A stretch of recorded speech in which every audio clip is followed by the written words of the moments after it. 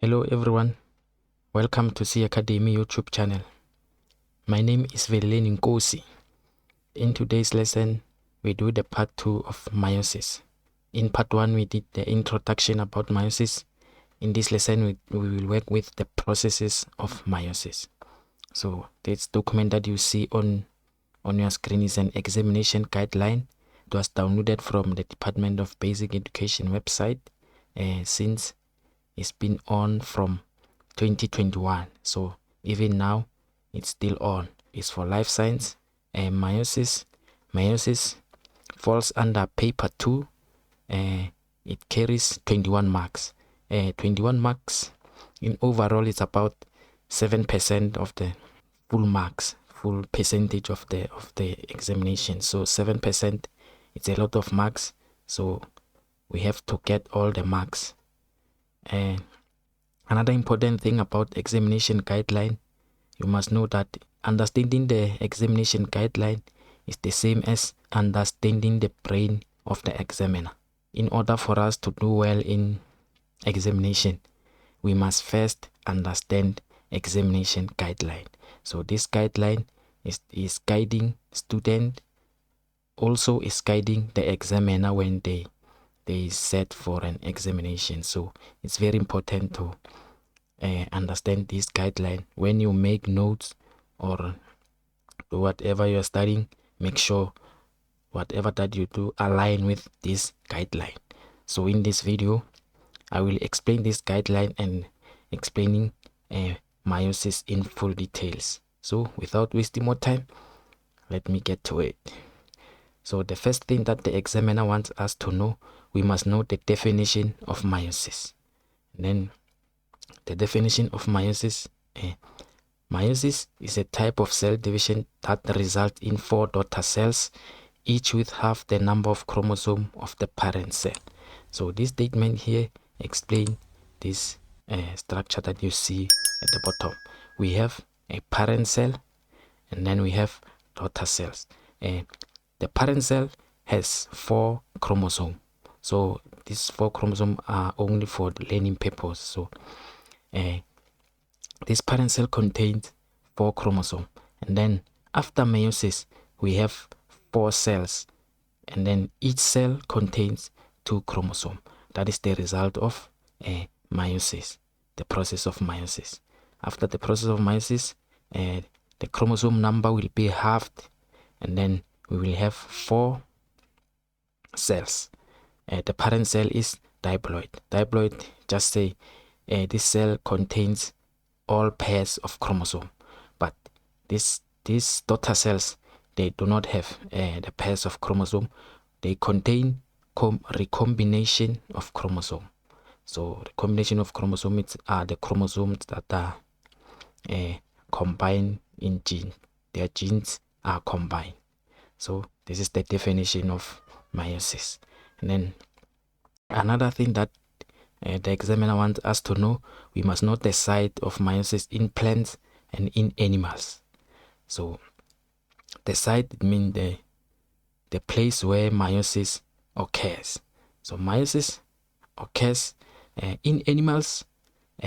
We have female reproductive organ. This is the female reproductive organ. Meiosis takes place in the ovary, and the results will be egg cells. And then in male reproductive organs, meiosis takes place in the testes, and the result will be sperms. So in plants, we learned about this flower in grade 11. A male organ of a plant, we call it stamen. The result of meiosis in stamen are pollen, while pistil is a female part. The result are egg cells. So these are the parts where meiosis takes place in plants and then in animals. So this is where meiosis is taking place. And then another thing that we must know meiosis is a continuous process, but the events are divided into different phases for convenience. So meiosis is like a cycle. It takes place continuously. It doesn't stop. So there is Interphase is not part of meiosis, but it plays a very important part of meiosis. I will explain the importance of meiosis, and then we have an event that we call meiosis 1. This one is part of meiosis, and then meiosis 1 is divided into phases. We have prophase, metaphase, anaphase, and a telophase. And then we have another event that we call meiosis 2. Meiosis 2 also is divided into phases. We have prophase 2, metaphase 2, anaphase 2, and the telophase 2. So these are the events that are taking place in meiosis, and then it's a continuous process. So it's always happening. So before we waste more time, let me start with the event of the interphase. During the interphase, DNA replication takes place. The DNA replication is when a chromosome which are single thread become doubled. And then each chromosome will now consist of 2 chromatids joined by a centromere. And then the purpose of DNA replication is it helps to double the genetic material so that it can be shared by the new cells arising from the cell division.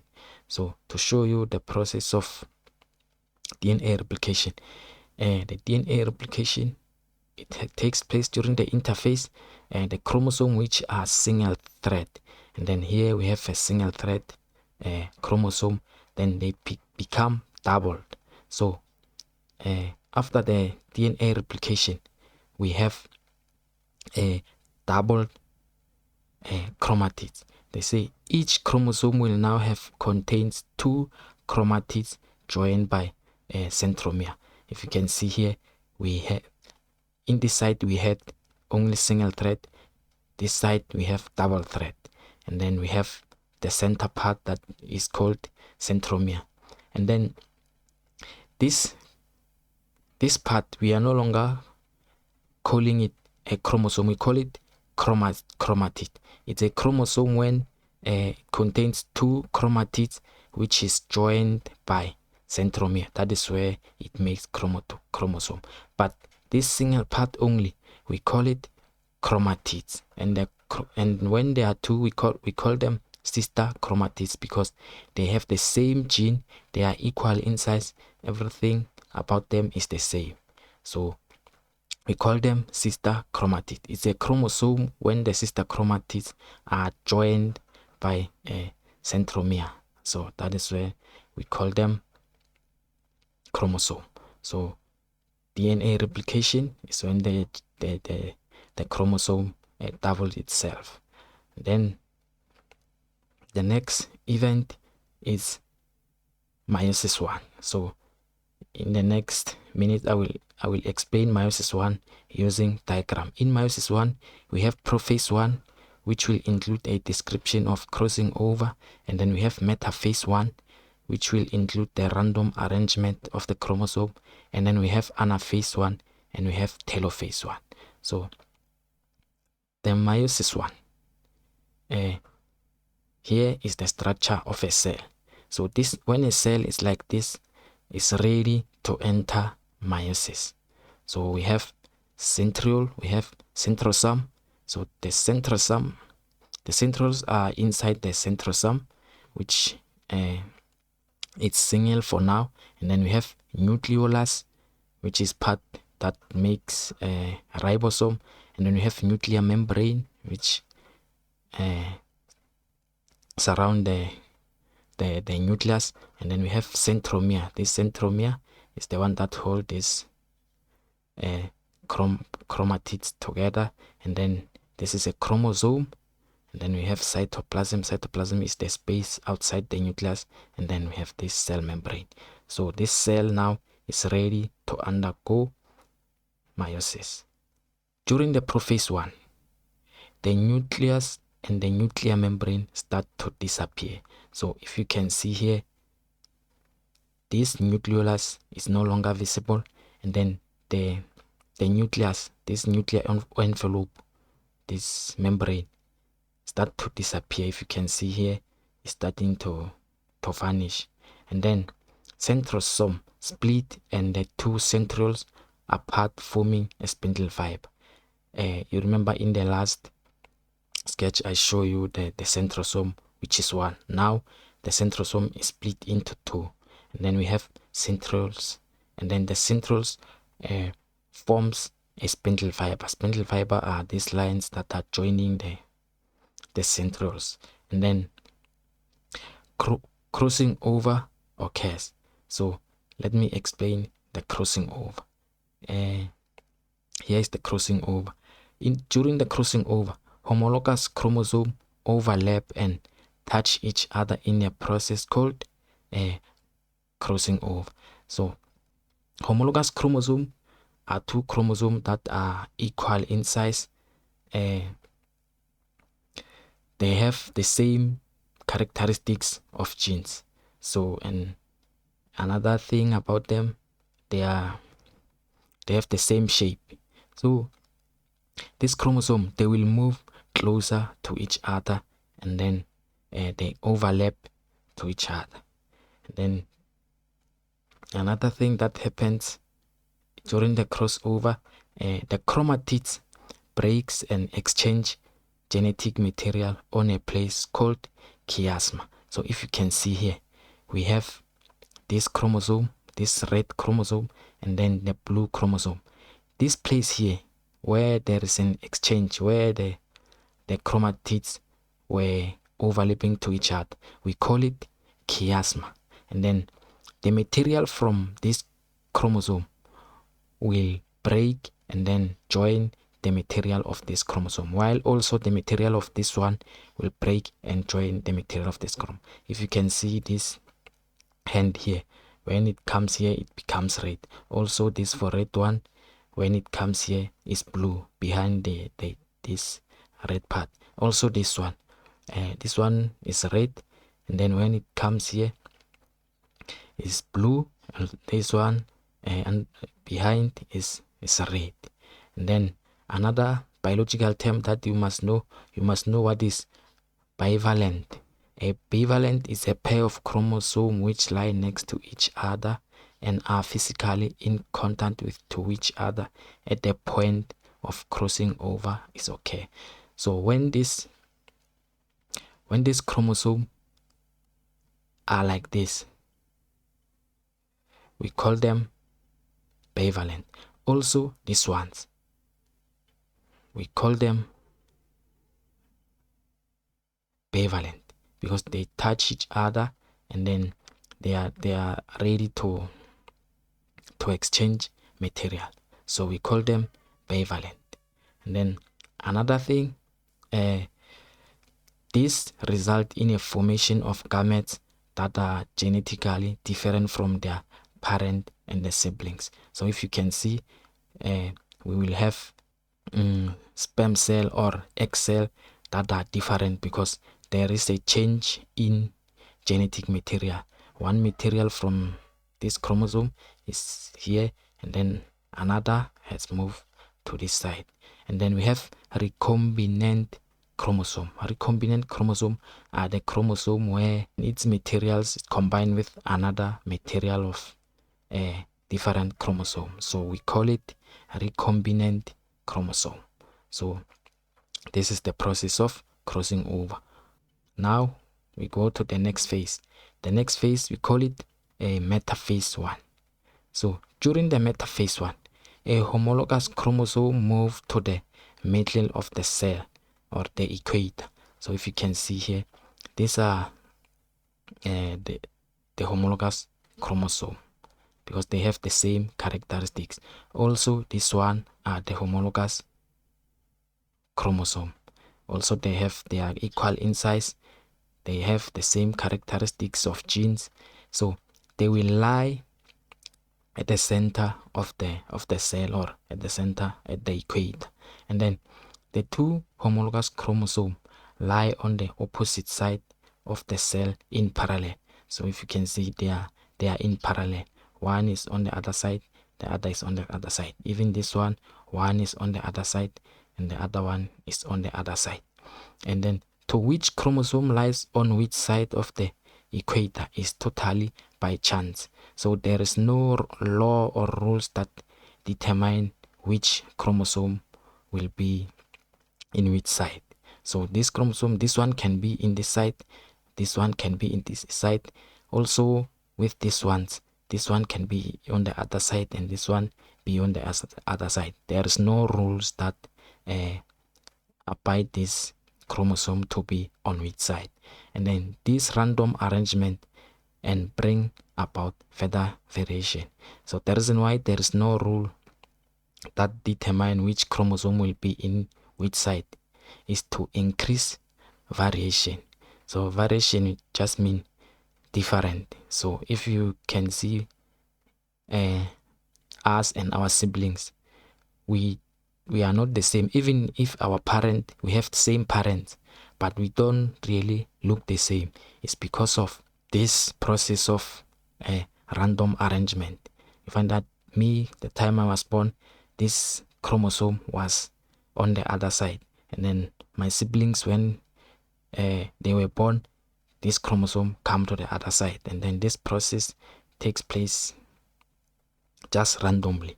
So this is what we call random arrangement. And then during the metaphase one, each chromosome in the pair becomes attached to a spindle fiber by the centromere. So if you can see, these are the spindle fibers. These spindle fibers, these ones are the spindle fibers. They are attached to the centromere. These are the centromere, and this spindle fibers is attached to the centromere. So from here we go to the next phase, and then in the next phase, one whole chromosome is pulled to one side by the spindle fiber. So this chromosome, they were in the middle, and then now the spindle fiber contract. When the spindle fiber contracts, it pulls the chromosome to the side of the cell, to the side of the equator. So now homologous chromosomes are no longer together. They are separated, and they're separated by the contraction of the spindle fibers. So this is the anaphase one. The chromosomes are moving from the center to the other side of the cell. And then another phase, we have a telophase. During this is a telophase one. During the telophase one, a new nuclear membrane forms around a group of chromosomes. So this chromosome, they move to the other side. Now a new nuclear membrane is formed. If you can see, this chromosome has a new nuclear membrane, and then also these chromosomes have a new nuclear membrane. And then the nucleolus also return. A nucleolus is that circular part that produces ribosome. It's also retained during the telophase. And then the cytokinesis split the cell into two daughters. So cytokinesis is when cytoplasm is divided into two. So that is where the cells are divided into two. We have this cell, and then we have another cell here.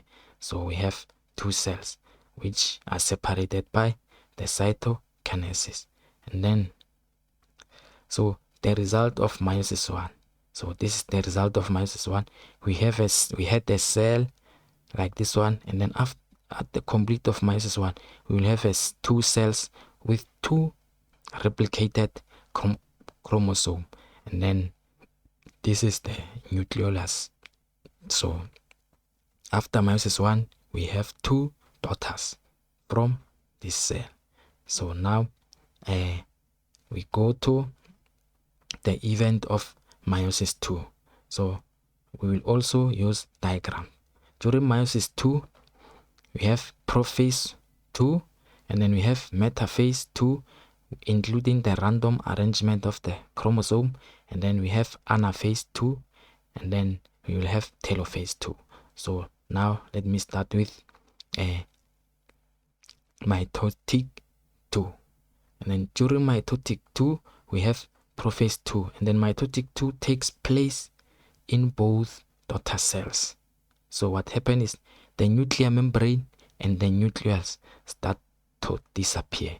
So here if you can see, then the membrane start to disappear and the nucleolus is no longer visible, and then the centrosome split into two centroles and the spindle forms.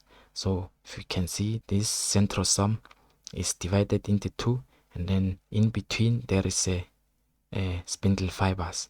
Also in this cell there is a spindle fibers. Whatever taking place in this cell is also taking place in this cell. So during the prophase 2 there is no crossing over. So this time we do not have a crossing over. So now let's go to the next phase. And then during the metaphase 2, single chromosomes arrange themselves randomly along the equator. Now the chromosome, only one, they are not in parallel this time because only two chromosomes. So this chromosome, they lie at the center of the cell. So they arrange themselves and then can rotate. You find that this part be on this side, or this part be on this side, to increase variation. It's also very important. It's one of the things that plays a part where you find that us and our siblings, we are not looking the same. You find that this gene here moves to this side, or this one moves is in this side. So this one will increase variation, and then each chromosome becomes attached to a spindle fiber. So here we have the spindle fibers in between the centrioles. The spindle fibers are attached to the centromere. So this is the centromere. Also we have a centromere which is attached to the spindle fiber. Even in this cell is attached to the spindle fiber. So now we go to the anaphase 2. In the anaphase 2, the spindle fiber start to contract. So these are the spindle fiber. They start to contract, which are moving towards the centroles, and then the centromere split and the two chromatids are pulled to the opposite pole. So this time this centromere that was holding the chromatids together, it has split, and then these chromatids are moving away from each other. One move to this side and the other one move to the other side. So this is the anaphase 2. So during the anaphase 2, these are no longer replicated chromosome.